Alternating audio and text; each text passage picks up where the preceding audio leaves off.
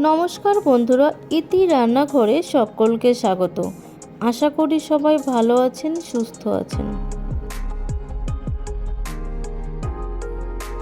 ঘরের অল্প কিছু উপকরণ দিয়ে খুবই কম সময়ে বানিয়ে ফেলতে পারেন চিড়ের পোলাও বা পোহা।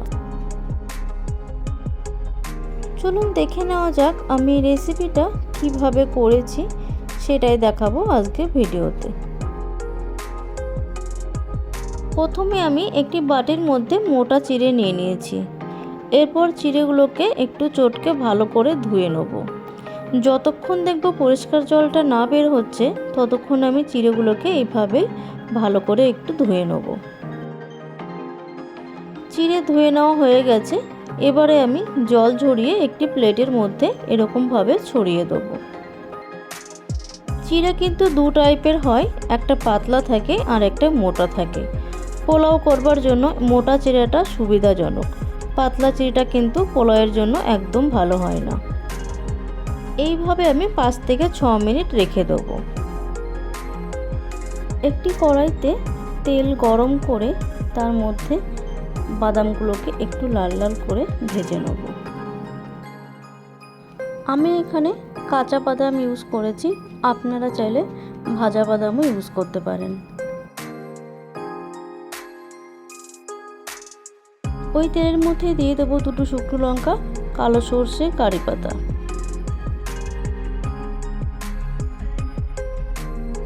এবারে সর্ষেকে নেড়ে চেড়ে দেবো। তারপর দিয়ে দেবো কেটে রাখা কুচনো পেঁয়াজ। গ্যাসের ফ্লেমটাকে লোতে রেখে পেঁয়াজগুলোকে বাদামি কালার করে ভেজে নেব।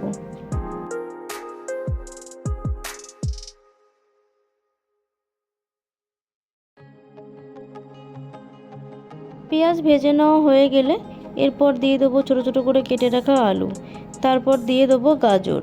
সব কিছুকে একসঙ্গে মিশিয়ে নেব। গ্যাসের ফ্লেমটাকে লোতে রেখে এইভাবে আমি 2 থেকে 3 মিনিট নেড়ে চেড়ে ভেজে নেব। এরপর আমি 5 মিনিটের জন্য ঢাকা দিয়েছিলাম সবজিগুলো সিদ্ধ হওয়ার জন্য। তারপর 5 মিনিট পর ঢাকাটি তুলে আবার একটু নেড়ে চেড়ে দেবো। তারপর দিয়ে দেবো কেটে রাখা ক্যাপসিকাম। সব কিছুকে একসঙ্গে মিশিয়ে নিয়ে আবারও আমি 1 থেকে 2 মিনিট ভেজে নেব। গ্যাসের ফ্লেমটাকে লোতে রেখে আমি ভেজে নিয়েছিলাম। যদি এটাকে হাইতে রাখি তাহলে পুড়ে যাওয়ার সম্ভাবনা থাকবে। এরপর দিয়ে দেবো কেটে রাখা কাঁচা লঙ্কা। তারপর দিয়ে দেবো স্বাদ মতো নুন, সামান্য একটু হলুদ এবং চিনি। সব কিছু উপকরণকে মিশিয়ে নিয়ে আবার ভেজে নেব। যেন হলুদের কাঁচা গন্ধটা না থাকে তার জন্য আমি অনেকক্ষণ কিন্তু এটাকে ভেজে নেব। এই রেসিপিটা আপনারা চাইলে আপনাদের নিরামিষ দিনগুলোতেও রান্না করতে পারেন।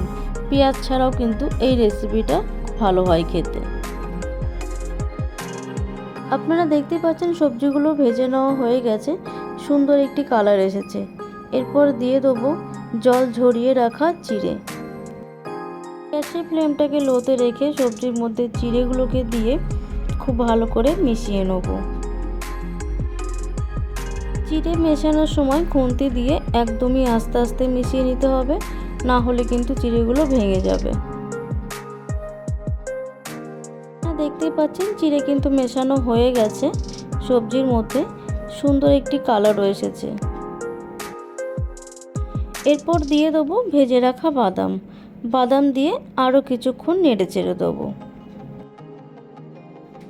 বাড়িতে বাচ্চারা যদি সবজি খেতে পছন্দ না করে তাহলে কিন্তু এই রেসিপিটা অবশ্যই ট্রাই করতে পারেন। সকালের জলখাবার বা বিকেলের টিফিনে এই রেসিপিটা রাখতে পারেন। আমার এই রেসিপিটা বাচ্চা থেকে বড় আশা করি সকলেরই ভীষণ পছন্দের একটি রেসিপি। সব কিছু উপকরণকে মিশিয়ে নেবার পর নামানোর আগে দিয়েছিলাম কাজু আর কিশমিশ। পরিবেশন করবার জন্য চিড়ের পোহা বা পোলাও রেডি। আপনারা দেখতেই পাচ্ছেন পোলাও কিন্তু একদমই ঝরঝরে হয়েছে। কোনো রকম জল ব্যবহার না করে আমি কিন্তু এই রেসিপিটা করেছি। আর সবজি থেকে যেটুকু জল বেরিয়েছিল ওই জল দিয়ে কিন্তু সবজি সিদ্ধ হয়ে গেছে। ঘরের একঘেয়েমি রুটি সবজি খেতে পছন্দ না করলে সকালের জলখাবারে বা যে কোনো সময়ে কিন্তু এই রেসিপিটা ট্রাই করতে পারেন। এরকম আরও কিছু রেসিপি পেতে গেলে অবশ্যই আমার চ্যানেলটিকে ফলো করতে হবে। আর আপনারা চাইলে আপনাদের পছন্দের রেসিপিও কমেন্টে জানাতে পারেন।